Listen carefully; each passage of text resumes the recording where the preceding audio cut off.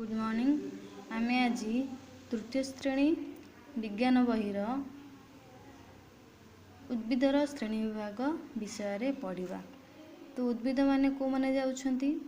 उद्भिद कहले आमर जेते प्रकार गछलता अछंती सबु जीवे आमर उद्भिद श्रेणी। किंतु वृक्ष कहले कौन ना वृक्ष कहले केवल बड़ गछ को बुझाए। बड़ गछ जेपरी बरगछ, आंब गछ, सागवान गछ, तो एगुड़ा सब हूँ बड़ गछ, तो या वृक्ष बुझाए। किंतु उद्भिद कहले कौन ना समस्त प्रकार गछलता को बुझाए।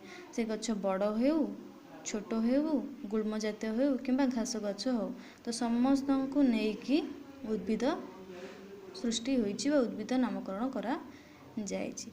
ताले जो उद्भिद रहिला तार श्रेणी विभाग करा जिवो कौन से विषय आम पढ़ा। तो परिवेश, ये जो परिवेश जो शब्दटी आसला, परिवेश माने कौन ना आमे जोठी रहुचे। सपोज तुम घर, तुम्हें जो घरे रहुच, घरर चारि पाखरे गछलता अच्छी, पशु अच्छी, पक्षी अच्छी, माटी पानी पवन सब रही।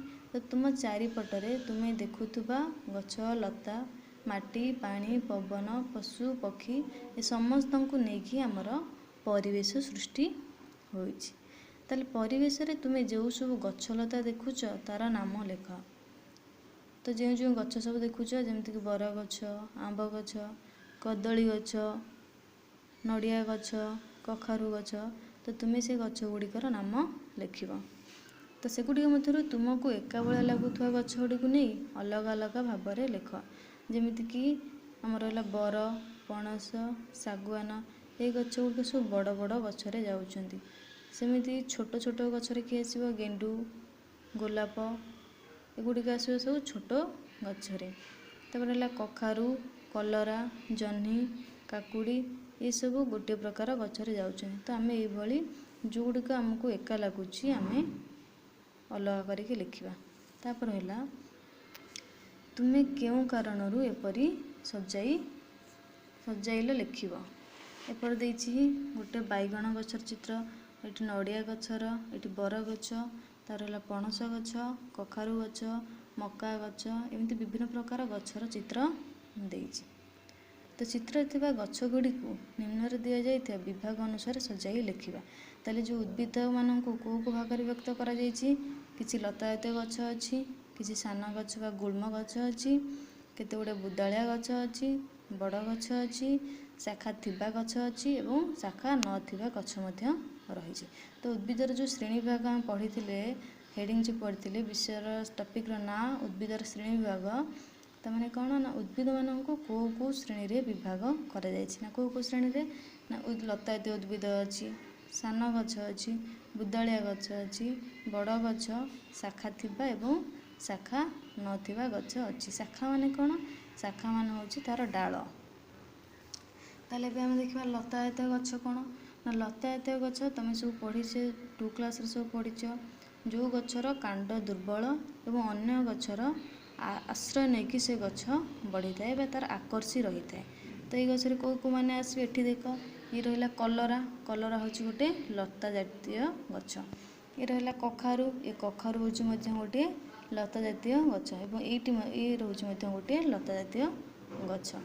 एबे सान गछ बा गुल्म गछर देखिबा। तो सान गछ देख छोट गछरे के जाउछि गेंडू जीव, आउ के जीव छोट गछरे बैगण गछ जीव छोट गछरे, बुदालिया गछ, बुदालिया गछरे को माने जीवे धान गछ, धान आखु ये सब आसे बुदालिया गछ। बड़ गछरे को माने आसबे बरगछ, पणस गछ, नड़िया गछ, ताल गछ, ये सब आसला बड़ गछ। डाल बा शाखा थिबा गछरे को माने आसबे ना एथिरे आसबो बरगछ, पणस गछ, ये गुड़िक आसबे शाखा थिबा गछरे। शाखा नथिबा गछरे किए नड़िया गछ, ताल गछ एवं ये जो कदली गछ रहिला कदली गछर मध्य शाखा नाही। तो तुम्हें जानिथिबा आउ केते गछर नाम विभाग अनुसार सारणी रे लेख। तो तुमर ये जो सब ब्लैंक अछि बुक रे तुम्हें याकु सब फिलअप करिवो। एठी देख दुईटी गछ रहिछि, ये होछि प्रथमटी होछि गोटे आंब गछर चित्र ଏବଂ ଦ୍ୱିତୀୟଟି ହେଉଛି ଗୋଟେ କଖାରୁ ଗଛର ଚିତ୍ର। ତ ଏଇ ଯେଉଁ ଆମ୍ବ ଗଛ ରହିଛି, ଆମ୍ବ ଗଛର କାଣ୍ଡ ରହିଛି, ଶାଖା ପ୍ରଶାଖା ରହିଛି, ଏସବୁ ବୃକ୍ଷ ବା ଶାଖା ଥିବା ଗଛରେ ଆସିବ। କିନ୍ତୁ ଏ ଯେଉଁ କଲରା ରହିଛି, ସରି କଖାରୁ ରହିଛି, କଖାରୁର କ'ଣ ନା କାଣ୍ଡ ଦୁର୍ବଳ ଏବଂ ଇଏ କାହାର ଆଶ୍ରୟ ନେଇକି, ଏଠି କାହାର ଆଶ୍ରୟ ନେଇଛି, ମାଟି ବା ଭୂମିର ଆଶ୍ରୟ ନେଇକି ସେ ବଢ଼ୁଛି। ତାହେଲେ ଏଥିରେ କ'ଣ ଦେଇଛି ନା ଆମ୍ବ ଗଛ ଓ କଖାରୁ ଗଛ ମଧ୍ୟରୁ କେଉଁ ଗଛର କାଣ୍ଡ ଦୁର୍ବଳ? ୟାର କାଣ୍ଡ କ'ଣ ରହୁଛି, ଶକ୍ତ ବା ମଜବୁତ ରହୁଛି। ଏବଂ ଆମେ ଯେତେବେଳେ ଆମ୍ବ ଗଛ ହାଣୁଛେ ସେତେବେଳେ ଆମର କୁରାଢ଼ୀର ଆବଶ୍ୟକତା ପଡ଼ୁଛି, କିନ୍ତୁ ଯେଉଁ କଖାରୁ ଗଛ ରହିଲା ତାକୁ ଆମେ ହାତରେ ମଧ୍ୟ ଉପାଡ଼ି ପାରୁଛେ। ତାହେଲେ ଏ ଦୁଇଟି ଗଛ ମଧ୍ୟରୁ କଖାରୁ ଗଛର କାଣ୍ଡ ହେଉଛି ଦୁର୍ବଳ।